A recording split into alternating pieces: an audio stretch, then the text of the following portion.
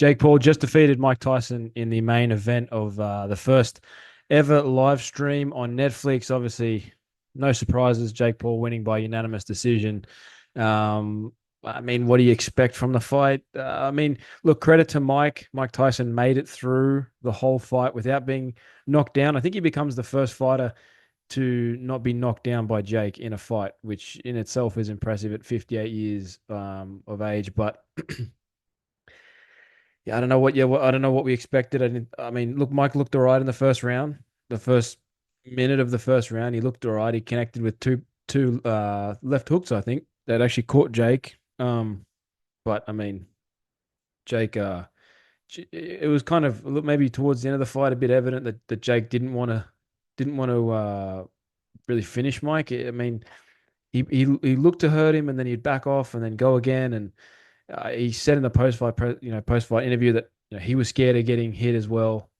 Mike still looked dangerous at points throughout the fight, but still, nonetheless, I mean, it doesn't really do anything for Jake moving forward. It doesn't add to his stock at all. I don't think it drops, because Mike Tyson is still Mike Tyson at 58 years of age, but the difference is just that age. That Father Time catches up to everyone, and you can't escape it.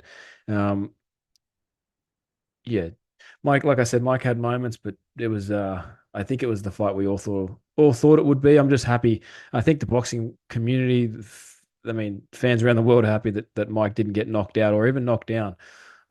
He made it through. Tyson also said that you know he doesn't think this will be the last one. I don't know who you put him in there with next. You could do a fight with Shannon Briggs. That fight has been teased. They're both around the same age. That would be fun, but I don't want to see him against someone younger again. I think, yeah, this was maybe a one-off, and it is what it is. For Jake next, I don't know what he does. He's kind of exhausted all the ex UFC options, um, unless a guy like Jorge Masvidal pops up. I don't know if that's a possibility. I know Jorge is still contractually obligated with the UFC, so I don't know if that can even happen. So I don't know where Jake goes next, unless he fights a real boxer, quote unquote real boxer.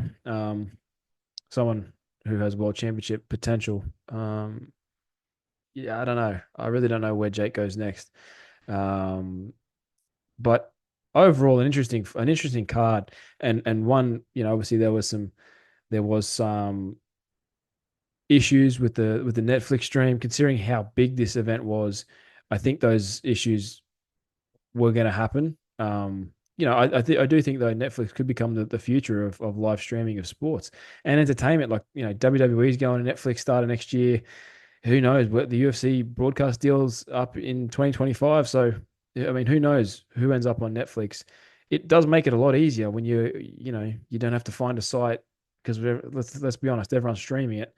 Um, UFC pay per view and those sort of things. Not many people are buying and will have the money to afford them. So you're looking for stream sites. So if you're subscribed to Netflix, you're getting that for your 10.99 or 12.99, whatever you pay a month.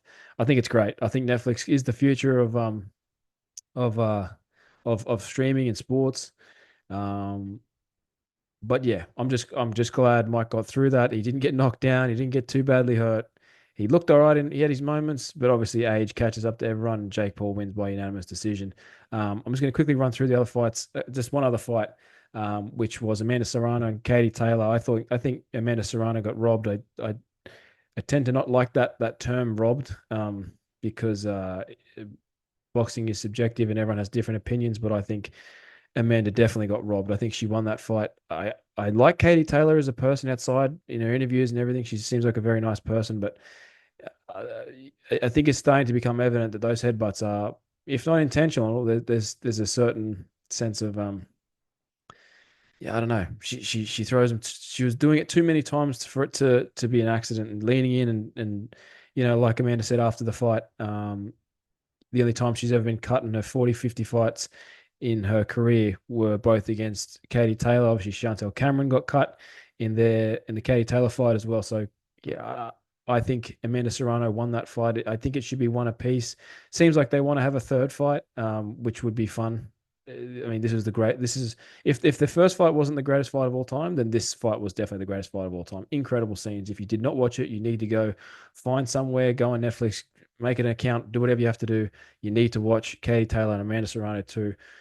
If you watched the first one, then this was everything you could have hoped for and some. That this fight was had you on the edge of your seat. And if I'm being honest, this was the real main event. This is what saved that card um, from that main event, which unfortunately wasn't the best. But the co-main event definitely made up for it.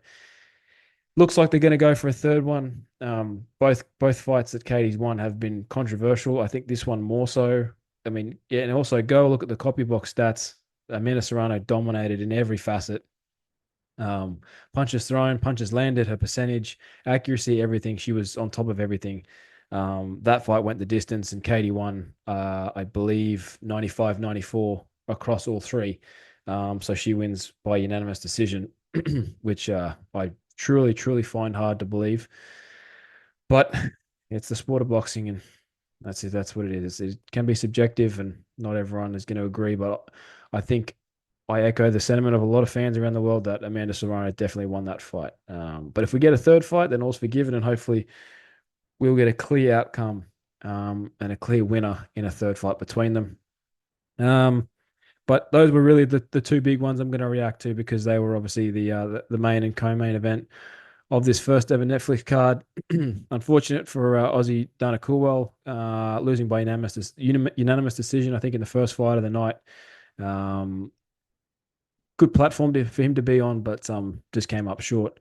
But until next time, guys, thank you for checking this out. If you haven't, go watch the fights. They're definitely worth watching. It's good. It's cool to see Mike back in there. If you're someone who didn't grow up watching Mike like myself, then it's definitely cool to see a Mike Tyson ring walk and everything else, regardless of the age and everything else. It was still a good spectacle and one that I think, Netflix will be very happy with. So thank you guys for checking this out. If you can, like and subscribe. It really helps us out a lot. And until the next one, I'll see you soon.